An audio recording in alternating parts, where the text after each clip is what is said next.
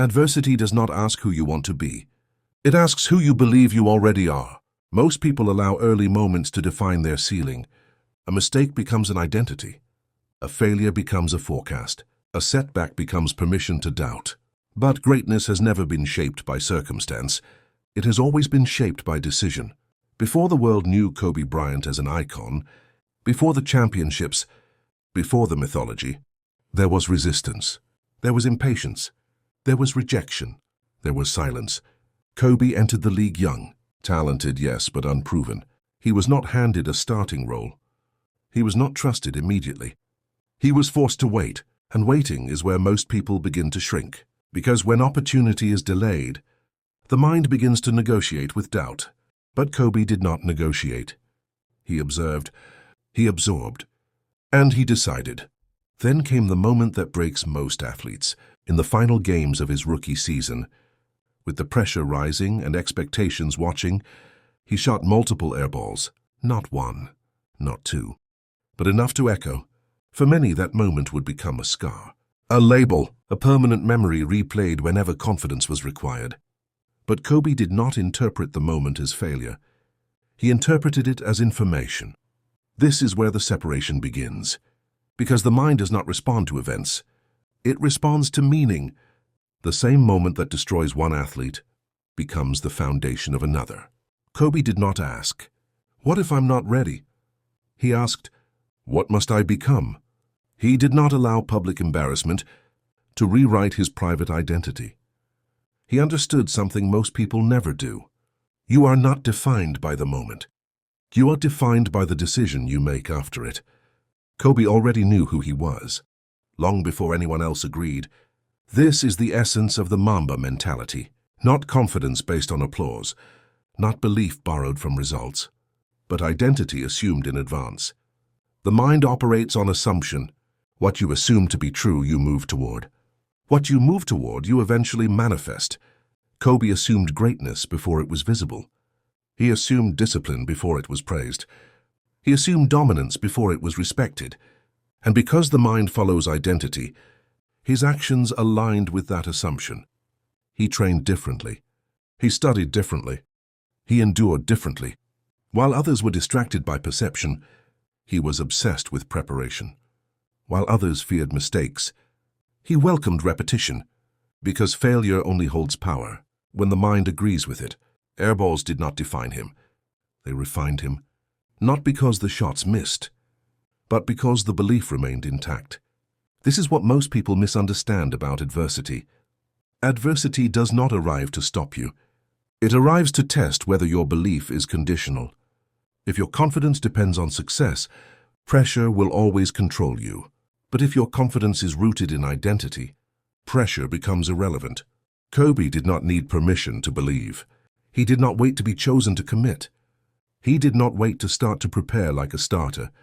He trained like the player he decided to become, not the player he was allowed to be at the time. This is why early setbacks never disqualified him. They simply delayed recognition. And delay is not denial, unless the mind decides it is. Most athletes fail here. They allow minutes to define worth. They allow roles to define potential. They allow early labels to write final chapters. But the Mamba mentality rejects this entirely.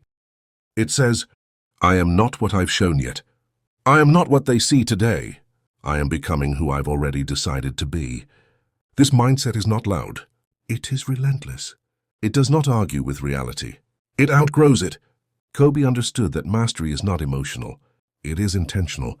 You do not rise to confidence. You descend to preparation. And preparation begins in the mind. Every missed shot became data.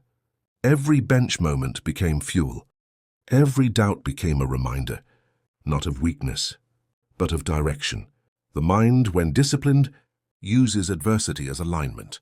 This is why Kobe never needed to reinvent himself. He revealed himself over time.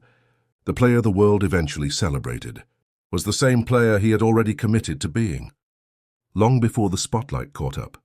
This is the lesson most people never hear. Greatness is not built when things go right. It is built when belief refuses to move. Even when evidence disagrees, your mind will always search for proof. If it finds doubt, it multiplies it. If it finds certainty, it expands it.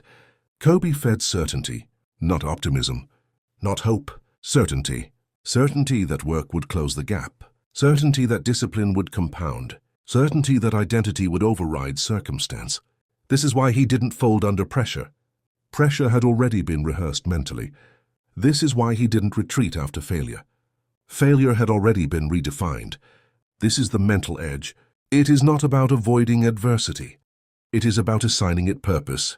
Adversity does not ask for emotion. It asks for interpretation. You can interpret struggle as rejection, or as refinement. You can interpret delay as dismissal, or as development. The outcome is decided, not by the event, but by the mind that receives it. Kobe chose refinement. He chose development. He chose command. And the world eventually adjusted, not because he demanded it, but because his consistency made denial impossible. This is the law of mental dominance. The mind leads. The body follows. The world responds. If you are facing adversity, being overlooked, benched, doubted, or embarrassed, understand this. Nothing has been decided yet. The moment does not define you. Your response does. You do not need validation to commit. You do not need approval to prepare. You do not need permission to believe. Decide who you are. Then let time do the revealing. This is the Mamba mentality. Unmoved by noise, undistracted by delay, unshaken by failure. Say this to yourself. I am not my last mistake. I am not my current role. I am not defined by early outcomes. I decide who I am becoming. I train accordingly. And I allow results to catch up. My mindset is my edge, and I am becoming mentally unstoppable. Most people think the Mamba mentality was about intensity, about anger, about obsession. But intensity was only the surface. What truly separated Kobe was clarity. Clarity about who he was becoming, even when evidence suggested otherwise. He understood that the mind must lead long before the body follows. That repetition without belief is empty. That work without identity is fragile. This is why adversity never confused him. Confusion only enters when identity is unclear. When you don't know who you are, every mistake feels personal. Every setback feels final. Every delay feels like rejection. But when identity is fixed, feedback becomes fuel. Kobe did not fear being wrong. He feared being unfinished. He knew that mastery is built through seasons, not moments. That growth demands patience.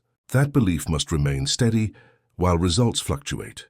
This is where most people abandon themselves. They let short-term failure rewrite long-term vision. They let embarrassment interrupt commitment. They let emotion override discipline. But the Mamba mentality was never emotional. It was precise. Kobe separated emotion from execution. He did not allow frustration to change his habits. He did not allow praise to soften his standards. Because he understood this law. What you repeatedly do under pressure becomes who you are. So he trained his response. He trained how he thought after misses. He trained how he spoke to himself in silence. He trained how he showed up when no one was watching. Not to impress, but to align. Alignment between belief and behavior is power. This is why adversity never felt unfair to him. It felt necessary. Necessary to harden the mind. Necessary to sharpen focus. Necessary to strip away weakness.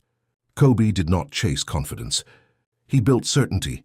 Certainty that preparation would close the gap. Certainty that discipline compounds. Certainty that time rewards commitment. This is why he never rushed the process. He trusted it. Because trust in the process comes from trust in the self. And that trust is not given. It is practiced. Every day you respond instead of react, you strengthen it. Every day you commit instead of complain, you deepen it. Every day you choose discipline over comfort, you reinforce it. This is the quiet work no one applauds, but it is the work that creates legends. The world eventually sees the results, but it never sees the mental repetitions that built them. If you are in a season where nothing seems to move, understand this. Stillness is not stagnation. Silence is not rejection. Delay is not denial. You are being shaped.